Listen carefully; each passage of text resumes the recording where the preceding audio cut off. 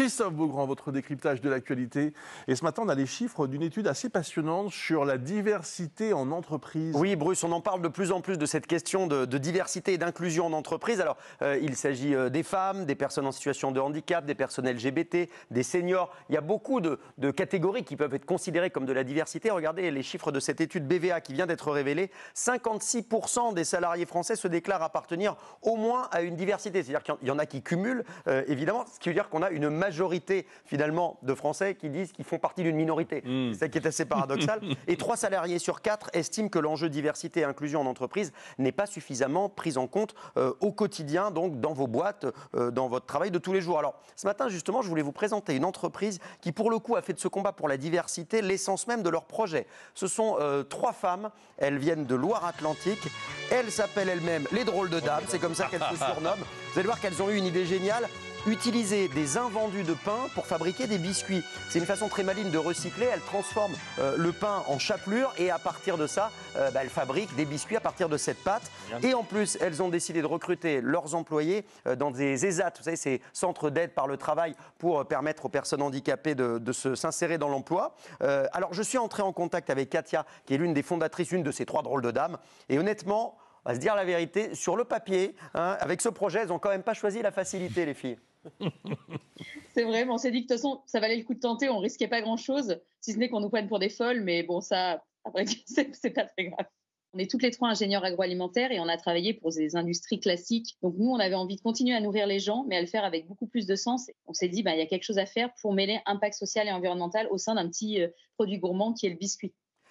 Et alors c'est marrant parce que le nom de leur entreprise, c'est très malin, ça s'appelle Handi Gaspi, pas anti-gaspi, mais Handi, jeu de mots avec handicapé. La société a été créée en 2021 et les drôles de dames pensent déjà à se développer. Il y a un projet qui va ouvrir à Lille là, très bientôt, et puis il y a Lyon et Paris aussi. Donc ça a commencé tout petit et ça grandit très vite. C'est une très belle idée. Et les biscuits, on les trouve où? Alors ces petits gâteaux sont distribués dans des magasins bio dans toute la France. J'en ai en coulisses, je vous en donnerai très tout à l'heure. Il y a 600 points de vente dans toute la France. Et ce qui est marrant, c'est qu'une des premières entreprises qui a été séduite pour distribuer ces biscuits, c'est la SNCF. On peut trouver ces petits gâteaux dans les wagons-bars. Et c'est la première grande boîte qui l'a aidé. Il y a certains supermarchés qui s'y mettent. Et pour le coup, nous, on est tombé dessus par hasard avec Karima Charny sur ces biscuits. Un jour, on a présenté un grand prix ici à TF1, Grand Prix Diversité et Inclusion. C'était l'année dernière. C'était une cérémonie organisée pour récompenser les initiatives dans ce domaine. Et justement, ce sont elles qui ont gagné le Grand Prix. Et d'ailleurs, les inscriptions sont ouvertes pour celui de cette année, Grand Prix 2024. Que vous soyez une grande entreprise, une association ou une petite PME comme ces jeunes femmes. Si vous avez envie de partager vos initiatives, ils vous attendent. Donc comme ces biscuits, vous pouvez essayer de faire de même. Il faut s'inscrire. Il y a jusqu'au 30 juin. grandprixdiversitéinclusion.fr. N'hésitez pas, voilà, on vous attend. Et si jamais on peut mettre en avant ce type d'initiative, c'est vachement bien. C'est très bien. C'est très bien. Et où sont les biscuits? Vous savez quoi, ils sont dans le placard juste derrière votre bureau. Très bien, j'y vais alors. Il y a beaucoup de paquets. Moi, ça me fait toujours sourire quand même qu'on parle des femmes comme d'une minorité, parce que comme disait NKM, c'est quand même, on est la moitié de l'humanité, mais on est quand même toujours considéré comme une minorité. Je trouve ça quand même incroyable. De fait, dans l'entreprise, vous êtes une minorité dans les lieux de pouvoir. C'est ça le problème. Dès qu'on monte en grade, tout à fait. Bien.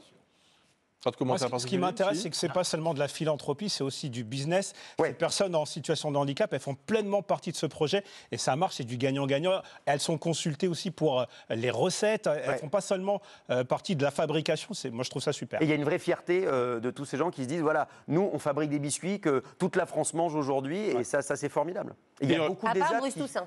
Il va tous les manger, je pense, c'est prévu. Ça. Et je rappelle qu'on peut participer au Grand Prix de la diversité et de l'inclusion jusqu'au 30 juin. Ouais. Merci Christophe. C'était mieux avant, vraiment.